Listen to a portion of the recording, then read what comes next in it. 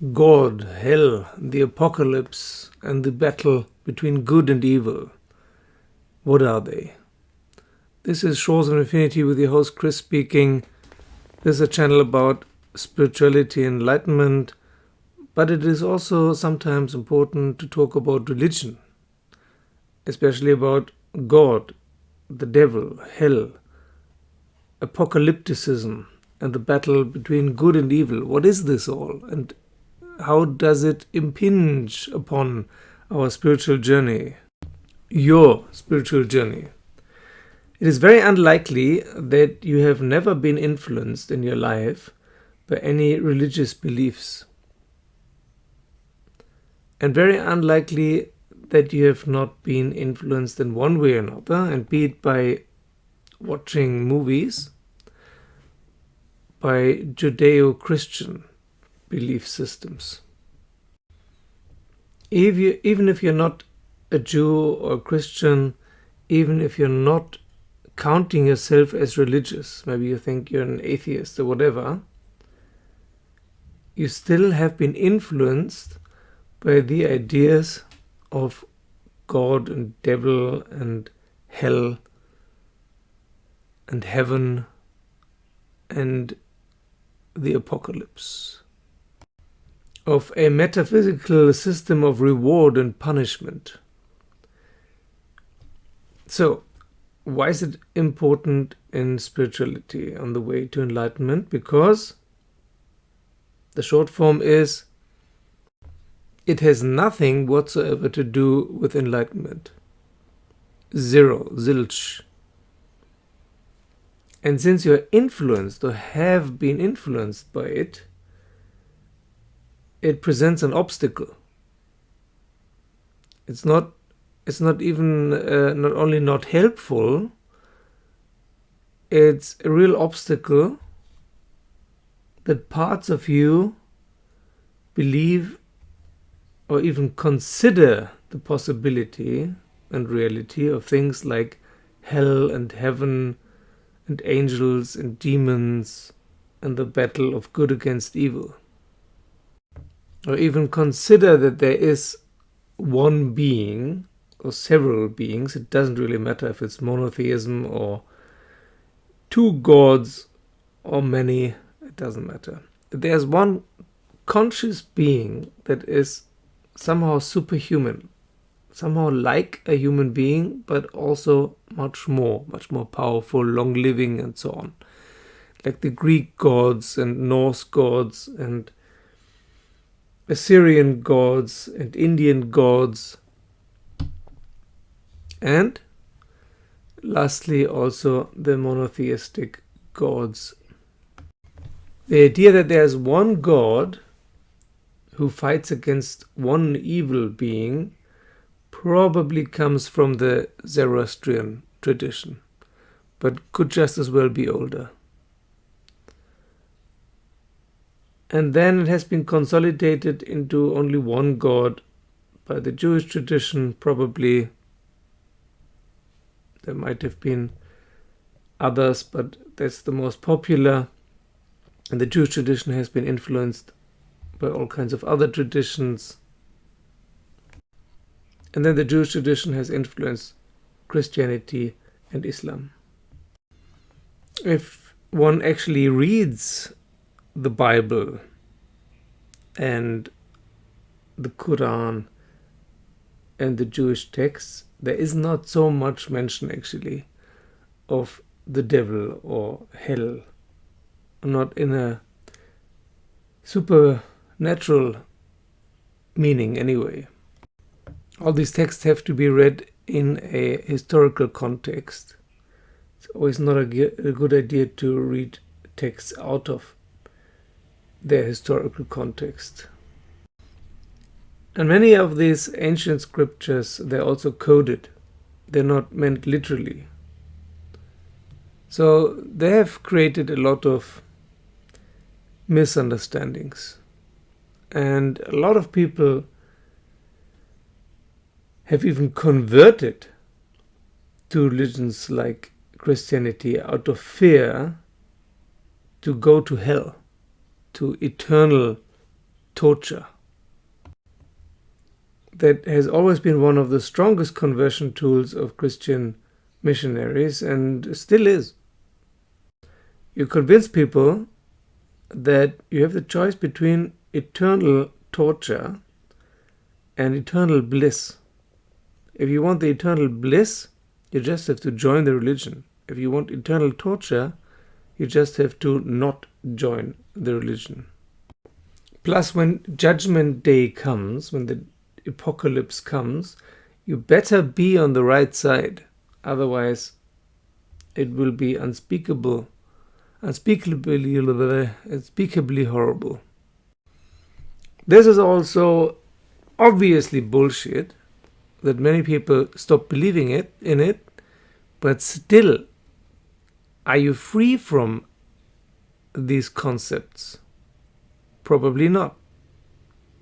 So much in our modern world is built upon reward and punishment and steep hierarchy. Revenge. If you read these texts, these gods, they're all very vengeful and jealous. You have to be God-fearing and obedient. Why? It has often been misused as a political tool. There often have been also deals between, for example, Pope and Emperor. They legitimized each other, and they both profited from this very steep hierarchy. And Christianity, for example, was very much influenced by Greek mythology and religion, because Christianity's birthplace was in Greece. And there was a strong belief of Hades, of the underworld, where you go after death. In the original scriptures, both of Jesus is what Jesus was supposed to have said. Who knows what he said? And the Jewish text, there is not much mention of a Hades-like underworld hell. To the contrary, it's usually said that everyone dies and then maybe gets resurrected for the final judgment day. But there's neither talk of reincarnation nor of you getting stored after death in a heaven or hell. The whole idea of this immortal soul is very much a Greek idea, which might have come from India. We don't know. We do know that there was much more communication between these different cultures than had been assumed previously. Vast distances and no airplanes obviously have not been a big problem.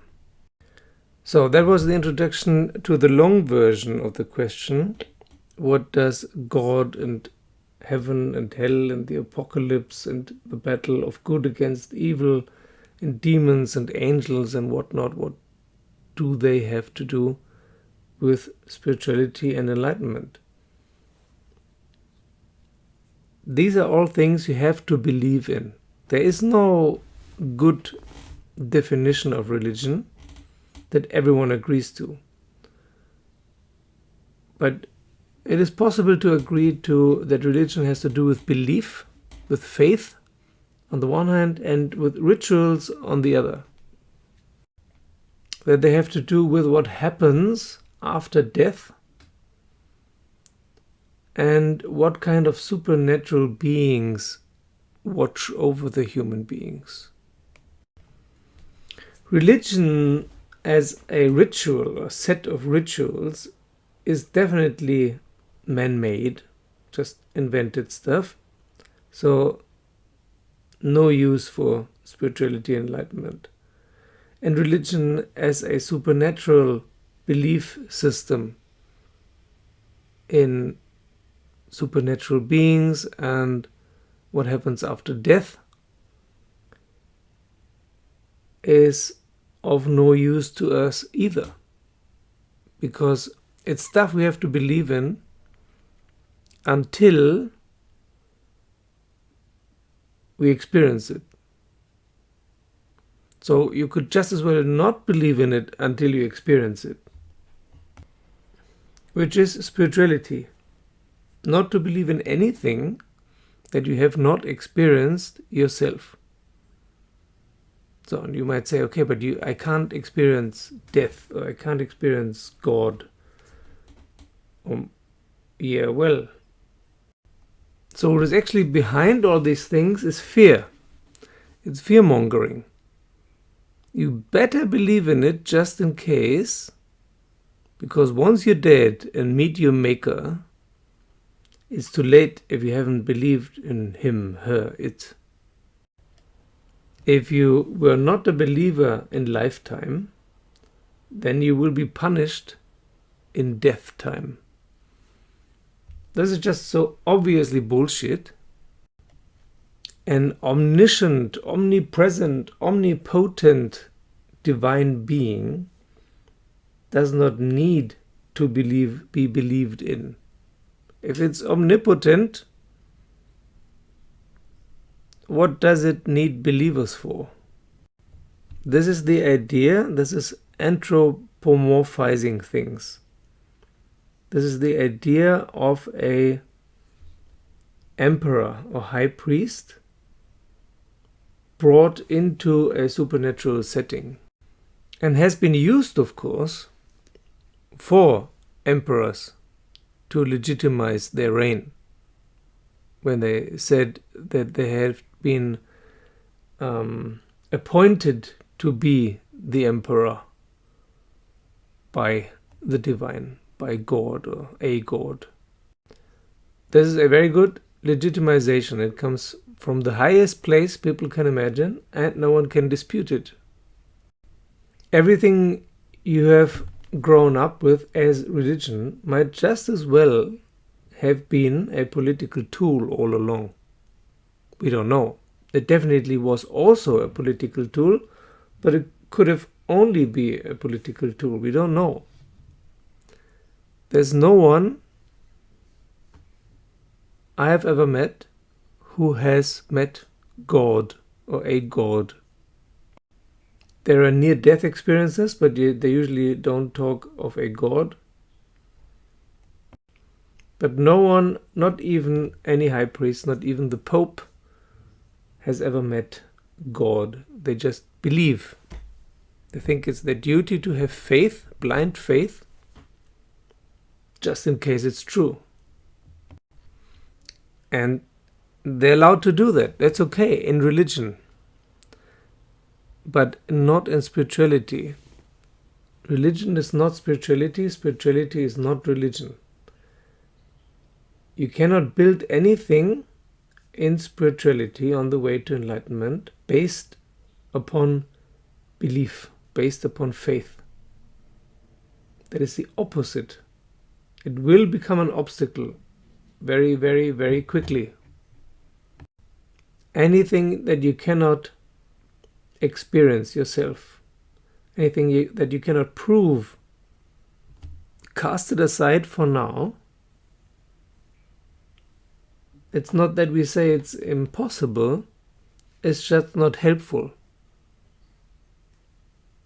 There's no use in believing in something that you cannot experience or prove. We can still be open to the possibility, in theory. It's always good to be open to changing your mind. But why cling to such a complex set of beliefs that has so obviously been influenced by politics and scaring people into being obedient, which has caused wars, countless wars and deaths, quarreling over minutiae of rituals and beliefs.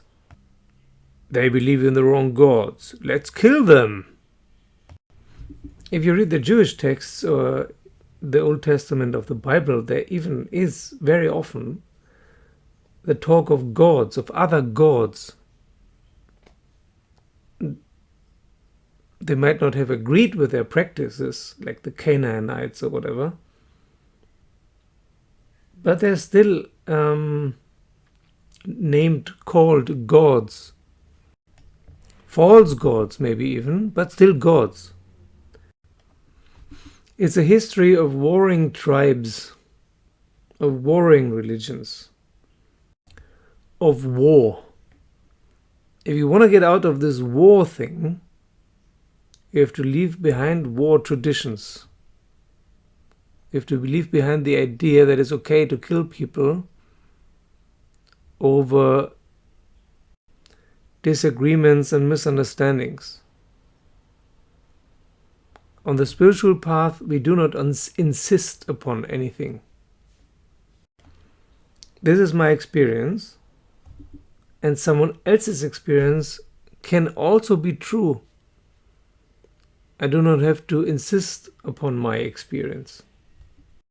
So most likely there is no heaven, there is no hell, there is no afterlife, there is no apocalypse, there are no angels, no demons, no devils, no satans, no gods.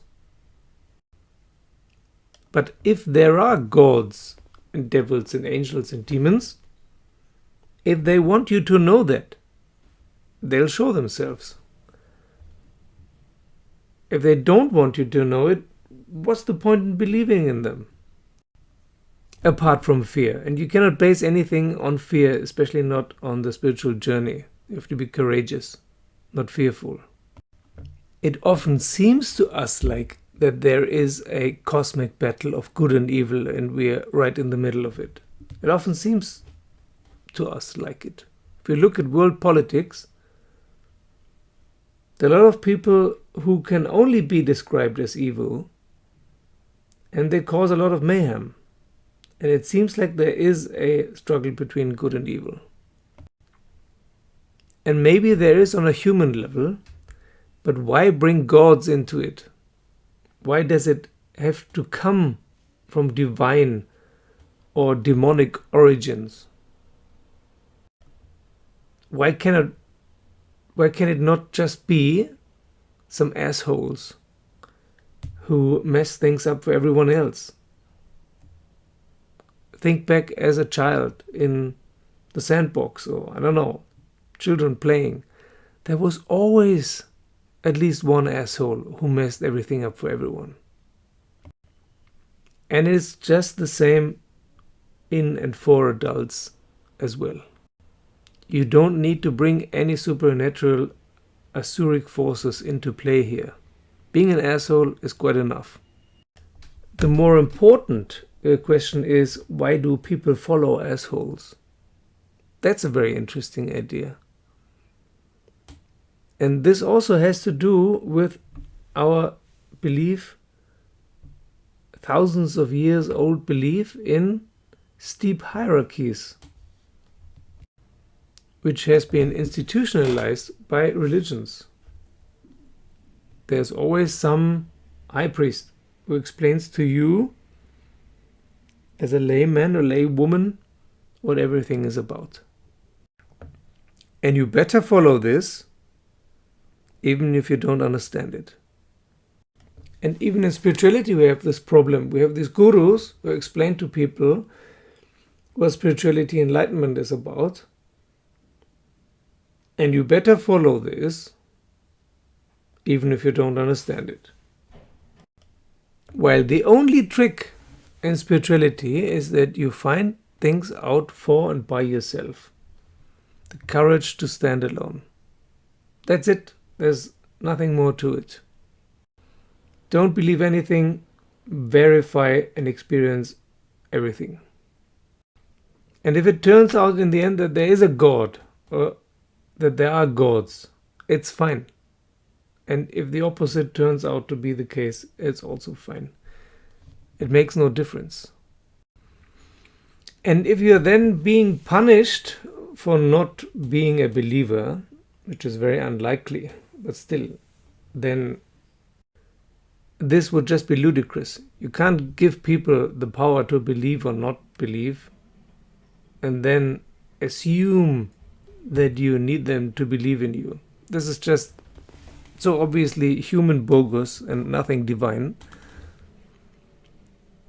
that the probability that this will happen to you in any sort of afterlife is basically zero. If there is something like a god, something divine, then it's not a person-like being. It's not a human-like being. It's a very, very different sort of thingy. Then it is a creator or creatrix who has created you and all human beings, and doesn't need to have anyone to believe in him, her, or it. It's just silly. Faith is a human need, not a divine or supernatural need. Okay, last point. Beings like gods and demons. In the subtle world, in Indian tradition, we divide reality into three worlds: the physical, the subtle, and the causal mental. In the subtle world, it's possible to meet beings which are very akin to the descriptions of angels and demons. And only one thing can be said about this: don't interact with them. If you meet something like that, don't interact with it. Don't do any deals. Don't give, don't receive. It doesn't even matter if they're real beings or if they're just internalized or externalized aspects of internal thingies. Yeah? Like the demons you see on Tibetan Buddhist tankas, on this wall hangings. Are they meant to be real physical or metaphysical beings, or they're meant to be internal aspects you meet during meditation? Doesn't matter. Don't interact. That's all. The subtle world is not your goal in spirituality. You have to go through the subtle world, but that's not your final aim. Don't exchange one delusion for another. Don't exchange one religion for another. Don't exchange one game for another. And the subtle world is a big, big game. It's a big fun fair with lots and lots of ghost trains. Just don't interact. Keep walking. Thank you for watching. Thank you for subscribing. Thank you for joining me as a patron. Thank you to all those who have already joined me as a patron. Thank you very much.